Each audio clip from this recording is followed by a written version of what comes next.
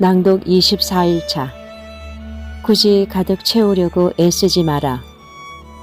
오불가장, 욕불가종, 지불가만, 락불가극.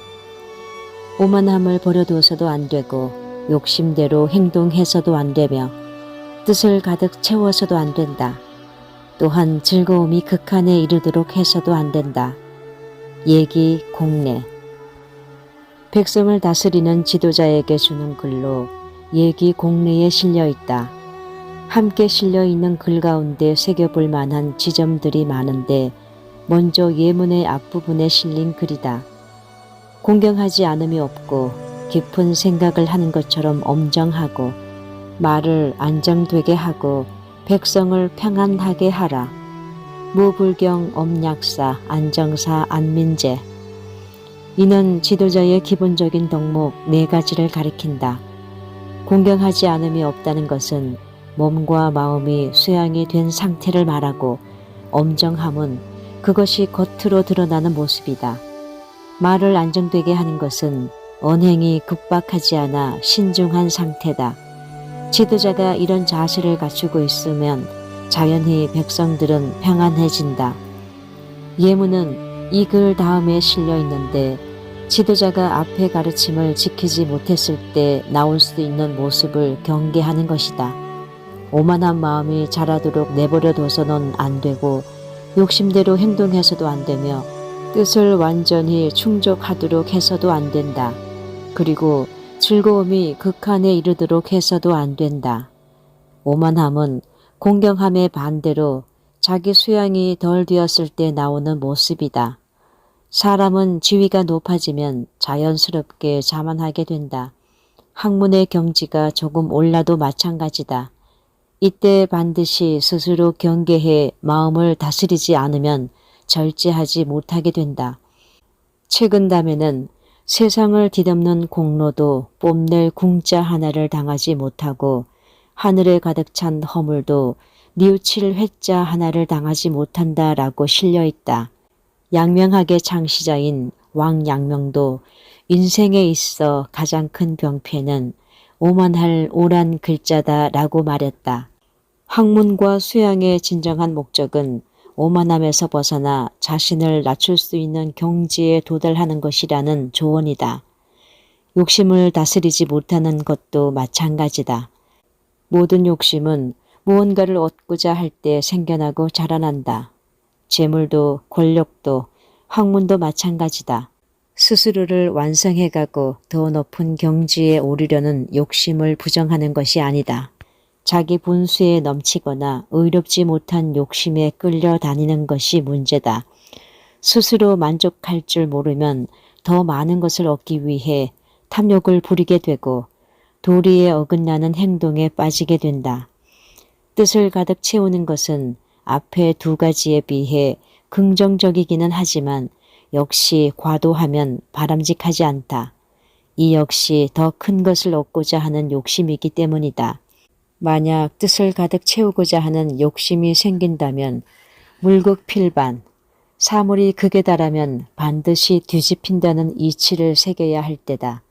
그릇이 가득 차면 넘치고 달이 가득 차면 기우는 법이다. 즐거움을 극한에 이르도록 해서는 안 된다. 가르침도 마찬가지 이치다. 순간적인 쾌락을 쫓다 보면 더 큰 자극을 찾아 극단으로 치닫게 된다. 따라서 즐거움을 줬더라도 찰나적인 쾌락이 아닌 여운이 긴 즐거움을 찾아야 한다. 이를테면 스스로 성장해 나가는 데서 오는 자기 만족, 다른 사람을 돕는 데서 오는 즐거움이다. 이로써 보면 예문의 4가지 덕목은 인간의 기본적인 도리에 어긋나는 일들을 바로잡아 회복하는 것을 가리킨다. 그 핵심은 욕심을 절제하는 것이다. 맹자는 말했다. 마음을 수양함에 있어 욕심을 줄이는 것보다 좋은 것은 없다. 그 사람됨이 욕심이 적다면 설사 그 본래의 마음을 보존하지 못하더라도 잃는 정도가 적다. 그 사람됨이 욕심이 많다면 본래의 마음을 보존하더라도 보존됨이 적다.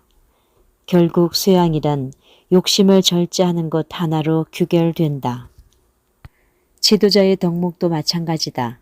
예문에 이어서 실려있는 마지막 문장에서는 지도자가 취해야 할 구체적인 세목을 말해준다. 현명한 자는 친밀하게 대하면서도 공경하고 두려워하면서도 사랑한다. 사랑하면서도 부족한 점을 알고 미워하면서도 선한 측면을 안다. 재물을 쌓되 유용하게 베풀 줄 알고 편안한 것을 편히 여기면서도 의리에 맞지 않을 때는 버릴 줄 안다. 재물을 구차하게 얻으려 하지 말고 곤란을 당해서는 구차하게 모면하려고 하지 말고 싸움에서 이기려 하지 말고 물건을 나눌 때는 많이 차지하기를 바라지 말아야 한다. 의심나는 일에는 자신이 바로잡아 결정하지 말고 생각을 솔직하게 말할 뿐 옳다고 고집하지 말아야 한다. 즐거움은 괴로움에서 나오고 괴로움은 즐거움에서 비롯된다. 예문과 함께 실려있는 문장 전체를 새겨보면 자신이 처해 있는 상황에 예속되는 것이 아니라 그 상황을 이겨내고 다스려야 한다는 가르침을 받을 수 있다. 좋은 상황에 취해서 자신을 잃어서도 안 되고 나쁜 상황에 빠져 자신을 버려서도 안 된다. 다산 또한 18년간의 귀향을 견디면서 결코 즐거웠을 리는 없었을 것이다. 비록 20해 동안 세상 일에 잠겨 선왕의 큰 도리를 알지 못했더니 이제야 여가를 얻었다고 했지만 그 마음을 다스리기는 쉽지 않았을 것이다. 다만 다산은 힘겨운 시절에서도 즐거운 순간들을 찾고자 했다. 시와 음악을 즐기고 가까이 근무하던 목민관 중에서 마음이 통하는 벗들과 교류하기도 했다. 강진병영에 근무하던 이중협도 그중 한 사람이었다. 다산은 이중협이 임지를 떠날 때 그 아쉬운 마음을 이렇게 표현했다. 즐거움은 괴로움에서 나온다. 그러니 괴로움은 즐거움의 뿌리다. 괴로움은 즐거움에서 나온다. 따라서 즐거움이란 괴로움의 씨앗이다. 괴로움과 즐거움이 서로를 낳는 것을 움직임과 고요함 그리고 음과 양이 서로 뿌리가 되는 것과 같다. 통달한 사람은 그러한 연유를 아는지라 깃들어 숨어있는 것을 살피고 성하고 쇠하는 이치를 헤아려 내 마음이 상황에 응하는 것을 항상 무사람과 반대로 한다. 그런 까닭의 두 가지가 항상 그 취향을 나누고 그 기세를 죽이게 된다. 다산은 빈궁한 귀양 생활을 통해 삶의 즐거움과 괴로움이 서로 통하며 상황에 휩쓸리지 않고 조용히 때를 기다리면 반드시 반전의 기회가 찾아온다는 것을 깨달았다. 바로 도덕경에서 말하는 물극필반의 이치다. 즐거움에 취하는 것도 괴로움에 짓눌리는 것도 오만함이 하늘을 찌르는 것도 모두 자신을 잃는 것이다. 어떤 상황에서도 붙잡아야 할 것은 바로 내 마음이다.